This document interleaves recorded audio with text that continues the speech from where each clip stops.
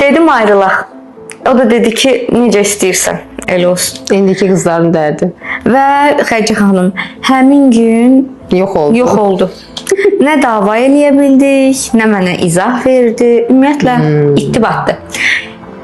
Biz qızların indiki oğlanlardan bu çəkdiyi nədir? İnsan elə bilir ki, ən ağır şey ayrılıqda, amma xeyr, ən ağır şey bir insanın səni birdən-birə həyatından silinməsidir. Yəni bir müddət sonra sən artıq onu yox, özünü sorğulamağa başlayırsan ki, məndə nə problem var idi, nədə mən səhv elədim, niyə bir anda o dəyişdi, məsələn də. Çünki insan beyni cavabsızlığı sevmir. Belə araşdırmalar da göstərir ki, rədd edilmə zamanı beyində o aktivləşən bölgə, o fiziki ağrı zamanı, deyək ki, əlin kəsiləndə necə incidirsə səni, yəni o hadisədə də insanı o cür incidir.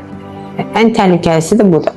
Birinin səssizcə getməsi səni öz dəyərini şübhə altına alır. Yəni şübhə altına almağa məcbur eləyir. Amma bir insanın ünsiyyət qurmaq əvəzinə yox olub getməsi, yəni sənin dəyərsiz olduğunu yox, onun emosional yetkin olmadığını göstərir.